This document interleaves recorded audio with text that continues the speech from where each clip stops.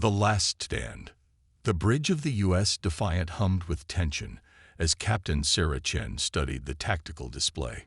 12 Calaxian dreadnoughts hung in high Earth orbit, their crystalline hulls reflecting sunlight like artificial stars.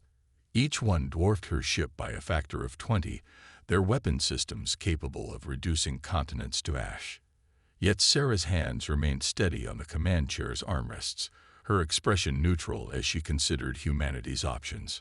"They're broadcasting again, Captain," Lieutenant Marcus Rodriguez reported from communications, his dark eyes fixed on his console. "The Calaxian Supreme Commander demands our immediate response." Sarah nodded slowly, buying precious seconds.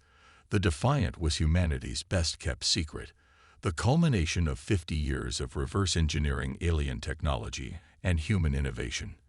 While every other Earth ship had been systematically hunted down and destroyed over the past month, the Defiant had remained hidden, waiting for this moment. "Put them through, Lieutenant," she ordered, straightening in her chair. "Let's hear what the Empire has to say." The holographic display shimmered, revealing Supreme Commander Vexthor. His iridescent scales gleamed under the harsh lights of his command center, 4 pairs of eyes fixing Sarah with what she assumed was contempt. "Captain Chen, your species' continued resistance is both futile and tiresome. You have one standard rotation to surrender Earth and its colonies, or we will begin planetary bombardment. There will be no further warnings." Sarah met his gaze steadily. "Supreme Commander, with respect, humanity doesn't respond well to ultimatums. We never have. Your primitive emotional responses are irrelevant," Vexthor dismissed. "You've seen our power. The pathetic remnants of your fleet are scattered. Accept the inevitable dominion of the Galactic Empire, and your species may yet survive as servants." Dr. Maya Patel, the ship's chief scientist, caught Sarah's eye from her station. A slight nod confirmed what Sarah needed to know. The quantum systems were ready. Everything they'd worked for came down to the next few moments. "You're right about one thing, Commander," Sarah replied, allowing herself a small smile. "You have seen our fleet's capabilities, but you haven't seen ours." She cut the transmission before Vexthor could respond. "Battle stations. Dr. Patel, initiate quantum fold protocols. Lieutenant Rodriguez, signal Echo Team to begin their run." The Defiant's crew moved with practiced precision as alert klaxons sounded throughout the ship.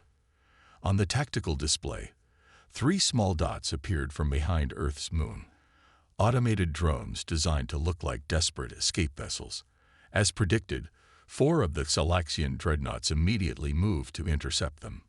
"Quantum fold drive spooling up," Dr. Patel reported, her fingers dancing across her console. "Field stability at 97% and holding." Sarah watched the dreadnoughts split their formation exactly as planned. The Calaxians were methodical to a fault, their tactics refined over centuries of unopposed expansion. They never expected innovation. They never adapted. And that would be their undoing. "Helm, plot jump coordinates to point Alpha," Sarah ordered. "Weapons, prepare to fire the moment we emerge. Engineering, divert all non-essential power to the adaptive shields." The bridge crew acknowledged their orders as the quantum fold drive's distinctive whine reached its crescendo. What they were about to attempt had never been done outside of simulations. The math was solid, but the risks were enormous.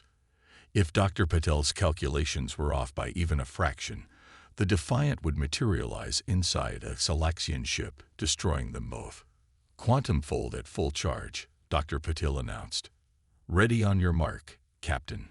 Sarah took a deep breath, feeling the weight of Earth's future on her shoulders. "Remember your training. Remember what we're fighting for." She gripped her chair tightly. "Execute jump in 3, 2, 1. Reality twisted. The view screen became a kaleidoscope of impossible colors as space itself folded around the Defiant.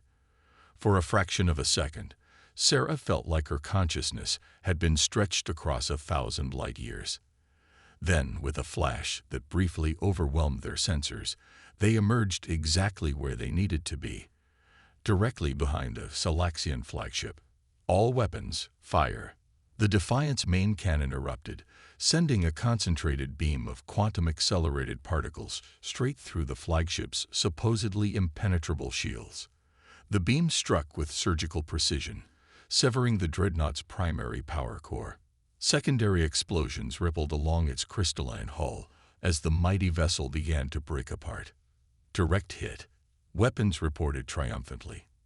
Enemy flagship critically damaged. But Sarah was already focused on the next phase. Helm, emergency evasive. Pattern Delta 7. Weapons, target the nearest support vessel. Dr. Patel, begin quantum fold recharge cycle. The remaining Calaxian ships reacted with obvious shock, their formation dissolving into chaos. They had never seen a ship appear inside their defensive screen. They had never witnessed their invincible shields fail. And as the Defiant danced between their desperate return fire, executing maneuvers that should have been impossible for a ship its size, Sarah knew they had achieved what they'd hoped for. They had shattered the Empire's aura of invincibility. Multiple enemy vessels adjusting course to intercept, Rodriguez reported. They're trying to box us in. Let them try, Sarah replied, a fierce grin spreading across her face. This is just the beginning. Humanity isn't finished yet, not by a long shot. Hidden advantage. The destruction of the Calaxian flagship had bought them precious minutes, but the Defiant's quantum fold drive needed time to recharge. Time they didn't have. Captain Chen watched as the remaining dreadnoughts regrouped, their crystalline hulls gleaming with activated weapon systems. Multiple targeting locks detected. Rodriguez called out, his voice tense but controlled. They're coordinating their fire patterns. Dr. Patel's fingers flew across her console, making minute adjustments to their shield harmonics. Quantum fold drive at 40% charge. We need at least 3 more minutes before we can jump again. Sarah studied the tactical display, noting how the Calaxian ships had arranged themselves in a precise spherical formation. It was textbook Calaxian doctrine, overwhelming force applied with mathematical precision. But mathematics couldn't account for everything. Dr. Patel, initiate Protocol Omega, Sarah ordered. Lieutenant Rodriguez, prepare to execute attack pattern Echo 9. Helm, on my mark. Take us straight into their formation. The bridge crew exchanged brief glances. They'd drilled this maneuver countless times in simulation, but never under actual combat conditions. The risks were enormous. Captain, Dr. Patel began. Protocol Omega will temporarily destabilize our shield matrix if their weapons find a harmonic resonance. They won't, Sarah interrupted firmly, because they're about to see something they've never encountered before. Execute now. The Defiant's experimental shield system began to pulse with rapidly changing frequencies, creating a visual effect that made the ship appear to flicker in and out of existence. It was more than just visual deception. Each pulse carried a different quantum signature, making it impossible for Calaxian targeting systems to maintain a lock. Enemy vessels firing, Rodriguez reported. Streams of energy weapons lanced out from the Calaxian formation, but the Defiant's erratic shield modulation caused most to pass harmlessly through space, where they predicted the ship would be. The few hits that landed were absorbed by shields operating on frequencies the Calaxians had never encountered. Helm, take us in. Maximum thrust, Sarah commanded, gripping her chair as the ship accelerated. Dr. Patel, prepare to execute the second phase of Protocol Omega. The Defiant plunged toward the heart of the enemy formation, its pulsing shields continuing to confound Calaxian targeting systems. As they closed the distance, Sarah could see the enemy ships adjusting their positions, trying to tighten their firing solution. But they were still fighting according to their doctrine, still trying to apply order to chaos. Now, Dr. Patel. The scientist activated the second phase of Protocol Omega. The Defiant's shield harmonics suddenly synchronized with the Calaxian's own shield frequencies, but in perfect opposition. As they passed between two dreadnoughts, the interaction created a cascade of quantum interference. Energy spike, Dr. Patel shouted. Shield interaction exactly as predicted. The space between the ships lit up like a new sun as the opposing shield frequencies created a massive feedback loop. Two Selection vessels found their shields completely collapse, their carefully ordered energy systems thrown into disarray. All weapons target the exposed vessels. Sarah ordered, "Fire at will." The Defiant's weapons blazed, striking the temporarily defenseless dreadnoughts at their most vulnerable points. One ship's crystal hull shattered completely, its fragments spreading out in a deadly cloud. The other spun out of formation, its primary systems failing. "Quantum full drive at 80%, Dr. Puddle reported. "But Captain, that feedback pulse damaged some of our shield emitters. We can't sustain Protocol Omega much longer." Sarah nodded, already planning their next move. The remaining Selection ships were regrouping again, but their formation was looser, less confident. For the first time in their long history of conquest, they were facing an enemy that could not only hurt them but could do so in ways they didn't understand. "Lieutenant Rodriguez, broadcast on all frequencies," Sarah ordered. "Let's show them what else humanity has in store." As Rodriguez complied, Sarah allowed herself a grim smile. The Calaxians had spent centuries perfecting their tactics against enemies who played by their rules. But humans had never been good at following rules. They adapted, they improvised, and most importantly, they survived. "Message broadcasting," Rodriguez confirmed. "This is Captain Chen of the U.S. Defiant," Sarah announced, her voice steady and confident. "Your tactical doctrine is based on the assumption that inferior technology means certain defeat.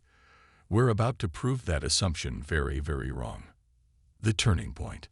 The silence following Captain Chen's broadcast lasted only seconds before the Selection response came in the form of concentrated weapons fire. The remaining dreadnoughts had abandoned their standard formation protocols, spreading out to reduce the effectiveness of the Defiant's shield interference tactics.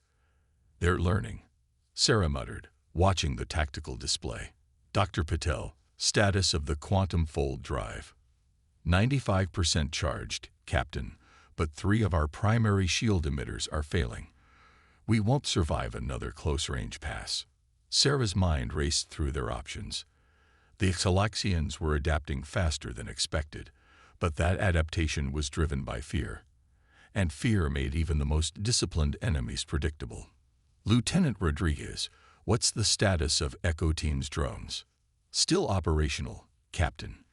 The Selexians are ignoring them now that they know they're decoys."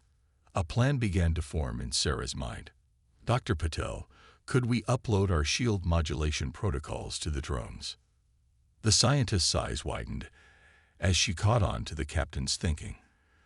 "The drones don't have our shield technology, but we could use them to project false quantum signatures.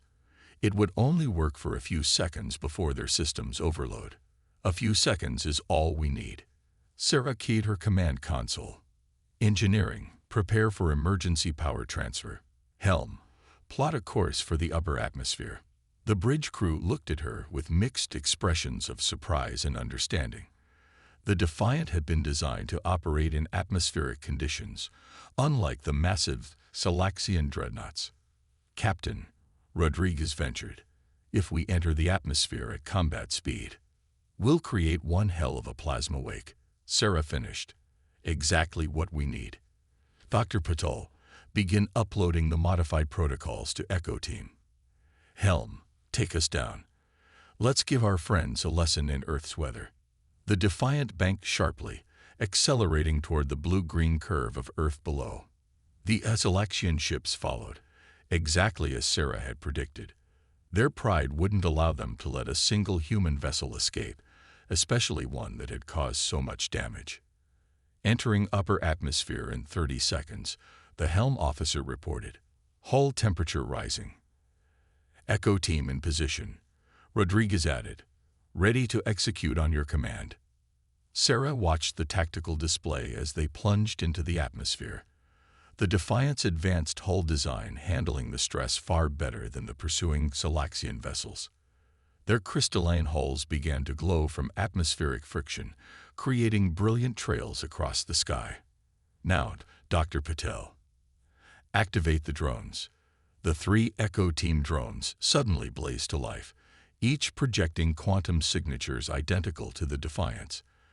The Galaxian ship's sensors, already struggling with atmospheric interference, registered 4 identical targets moving in different directions. They're splitting their formation, Rodriguez reported with barely contained excitement. 3 groups, just as predicted. Helm, execute attack pattern Sigma. Sarah ordered. Take us straight up. Engineering, ready for maximum power to forward shields. The Defiant pulled up sharply, its weight creating a massive column of superheated plasma.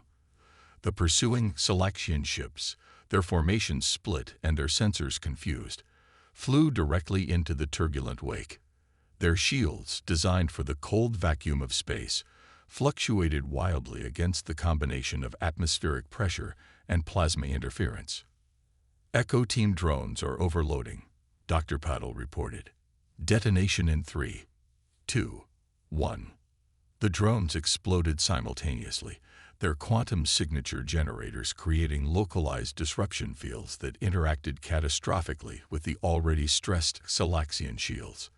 2 more dreadnoughts lost power completely, their massive hulls now little more than extremely expensive gliders. Quantum fold drive at full charge, Dr. Patel announced. Perfect timing, Sarah said. Because now we show them why you should never follow a human ship into atmosphere. Helm, execute quantum jump to position Beta. The Defiant vanished in a flash of impossible colors, reappearing high above the atmosphere. Below them, the remaining Galaxian ships struggled to regain control, their formations shattered, their tactical doctrine in ruins. Message from Supreme Commander Vexthor, Rodriguez reported, surprise evident in his voice. They're requesting a ceasefire. Sarah stood from her command chair, her expression stern but satisfied. Put him through. Let's see what the Empire has to say now about humanity's primitive responses. As the holographic display shimmered to life, Sarah allowed herself a moment to appreciate the irony. The Galaxians had come to Earth expecting to find another easily conquered species. Instead, they'd found something they'd never encountered in all their centuries of expansion, a species that turned disadvantages into weapons, that fought with creativity instead of just technology. They'd found humanity, and humanity had just changed the rules of galactic warfare forever, breaking the unbreakable. Supreme Commander Vexthor's holographic image flickered as he struggled to maintain his composure. The pristine command center behind him now showed signs of damage, and his scales had lost their previous luster. Captain Chen, he began, his multiple eyes narrowing. Your tactics are unorthodox. Perhaps we can reach an accommodation that. Incoming. Rodriguez's shout cut through the transmission. Multiple signatures emerging from fold space. The tactical display lit up with new contacts. A massive reinforcement fleet of Galaxian warships dropping out of faster-than-light travel. Sarah's heart sank as she counted the numbers. 30 dreadnoughts, each identical to the ones they'd been fighting. End transmission. Sarah ordered sharply. Dr. Patel, tell me you found something in the sensor data we collected. The scientist was already deep in her analysis, her fingers flying across multiple holographic displays. Yes, but you're not going to like it. We can't take on that many ships, even with our advantages. Their shield matrix will adapt to our interference patterns now that they've seen them in action. But, Sarah prompted, hearing the hesitation in her chief scientist's voice.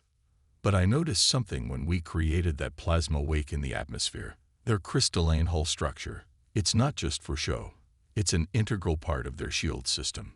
The crystals amplify and focus their shield energy, making them nearly impenetrable. Except what, Doctor? Except crystals have natural resonance frequencies.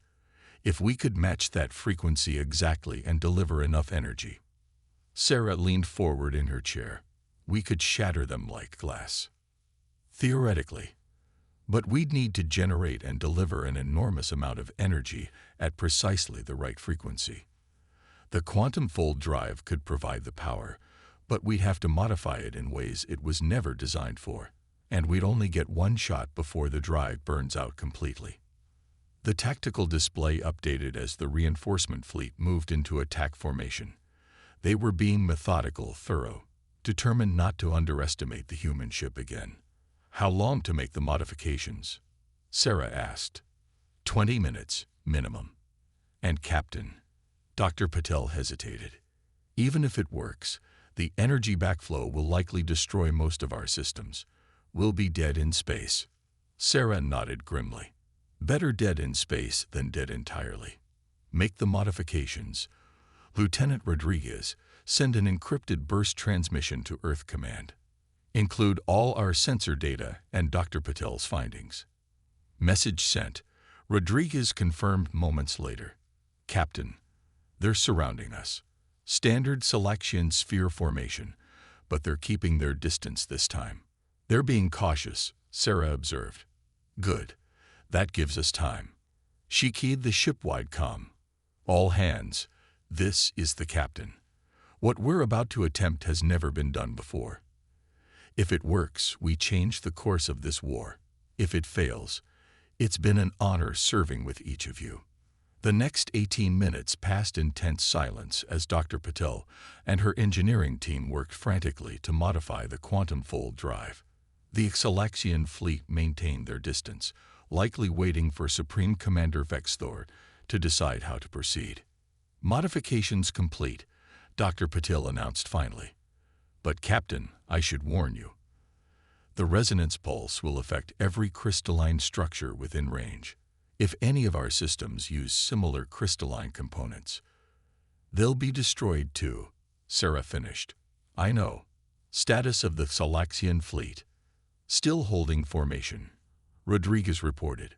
"Wait, they're charging weapons. All ships." "They're done waiting," Sarah said. "Dr. Patel, how do we trigger the pulse?" "I've linked it to the main weapons control. A single trigger press will redirect all power from the quantum fold drive through our weapons array, converted to the exact resonance frequency of their hull crystals. But Captain, at this range, the feedback will probably kill us all," Sarah finished. "But humanity lives. Sometimes that's all we can ask for." She straightened in her chair. "All hands, brace for impact. Weapons, prepare to fire on my mark." The space around them lit up as 30 Xalaxian dreadnoughts opened fire simultaneously. The Defiant's overtaxed shields flared brilliant blue against the onslaught. "Shields failing," Rodriguez shouted. "Multiple hull breaches on decks 3 through 7. Sarah's finger hovered over the firing control. Everything they'd learned about the Xalaxians, every sacrifice made to reach this point, came down to this moment. To one fundamental truth about humanity that their enemies had never understood. Sometimes victory meant being willing to break everything, including yourself.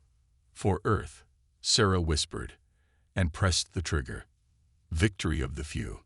Space itself seemed to scream as the modified quantum fold drive released its energy. A wave of invisible force erupted from the Defiant, spreading outward in a perfect sphere. For one eternal second, nothing happened. Then the crystalline hulls of the Xalaxian fleet began to sing. It started as a high-pitched whine that penetrated even the vacuum of space through electromagnetic resonance. The massive dreadnought shields flickered and died as their crystal matrices vibrated at their fundamental frequency. Cracks appeared in their supposedly indestructible hulls, spreading like lightning across their surfaces. "Energy feedback critical," Dr. Patel shouted over the groaning of the Defiant's own straining hull. "Main power failing. Secondary systems offline."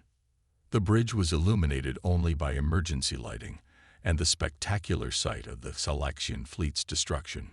One by one, the mighty dreadnoughts shattered into billions of crystalline fragments, their broken remains spreading out in an ever-expanding cloud of glittering debris. "Hull integrity at 20%, Rodriguez reported, his voice barely audible over the ship's dying systems. "Life support switching to emergency power. Main weapons offline. Communications. Wait." He paused, adjusting controls on his failing console. "Captain, I'm picking up something on short-range sensors. Sarah could barely see the tactical display through the smoke filling the bridge. Show me. The display flickered to life one last time, revealing a sight that made her breath catch. The Galaxian command ship, Supreme Commander Vexthor's vessel, had survived, though heavily damaged. Its once pristine crystalline hull was cracked and dulled, but its core systems remained functional. How? Dr. Patil wondered aloud, scanning the readings with her remaining functional sensors. Their shield harmonics. They modified them at the last second. They actually learned from us. A harsh laugh escaped Sarah's lips. Of course they did. That's what happens when you corner someone and force them to adapt. She tried to stand but found her legs weak. The artificial gravity was failing. Communications. Short range only. Rodriguez confirmed. They're hailing us. Put it through. Supreme Commander Vexthor's image appeared, but this time there was something different in his posture. The arrogance was gone, replaced by something Sarah never expected to see in Galaxian: respect. Captain Chen, he began, his voice carrying an odd tone. In 3,000 years of imperial expansion, no species has ever... He paused, seeming to struggle with the words. No species has ever forced us to question our assumptions, to adapt. That's because you never encountered humans before, Sarah replied, her voice steadied despite the chaos around her. We've spent our entire history adapting, surviving. It's what we do. Yes, Vexthor agreed. We understand that now. Our empire has always valued strength, but we never understood that strength comes in many forms. Your ship is crippled, your weapons destroyed. By all traditional measures, you are defeated. And yet you're the one who's learned a lesson today. Sarah finished. The question is, what are you going to do with that knowledge? The Supreme Commander was silent for a long moment. Behind him, Sarah could see other Galaxian officers working frantically to stabilize their damaged systems. Finally, he spoke. The Galaxian Empire has never negotiated with an inferior force, he said. But perhaps that too is an assumption that needs to be challenged. Your species has demonstrated capabilities we did not believe possible. You have earned the right to be heard. Sarah glanced at her bridge crew, humans who had risked everything on a desperate gamble to save their world. We're listening. A formal ceasefire, Vexthor proposed. Following that, diplomatic negotiations to establish humanity's place in the galactic community. Not as servants, but as equals. The bridge crew held their breath, waiting for Sarah's response. She thought of all the lives lost in the past month, all the sacrifices made to reach this point. But she also thought of the future, a future where humanity's ingenuity and adaptability might help reshape a stagnant galaxy. We accept, she said finally. But understand this, Supreme Commander. Humanity will not be contained. We will not be restricted. We've proven today that we can stand against your best ships. We've proven that technology alone doesn't determine the outcome of battles. Indeed you have, Vexthor acknowledged. And that is precisely why the galaxy needs what humanity has to offer. Your perspective. As if to punctuate his words, the last fragments of the destroyed Galaxian fleet drifted past the view screen, catching the light of Earth's sun and sparkling like stars. It was, Sarah thought, rather poetic. The shattered remains of an empire's assumptions, transformed into something beautiful. Lieutenant Rodriguez, she ordered, send word to Earth Command. The war is over, and humanity's chapter in galactic history is just beginning. As rescue ships from Earth approached to assist the crippled Defiant, Sarah Chen looked out at the debris field that had once been the most powerful fleet in known space. The Galaxians had come expecting to find primitives. Instead, they had found humanity, adaptable, innovative, and unwilling to accept impossibility. They had found a species that turned disadvantages into weapons, that saw opportunities where others saw only obstacles, that refused to submit to traditional limitations. And in doing so, they had discovered something that would change the galaxy forever. Sometimes the most powerful force in the universe isn't technology, or numbers, or even raw strength. Sometimes it's simply the human spirit, refusing to accept defeat.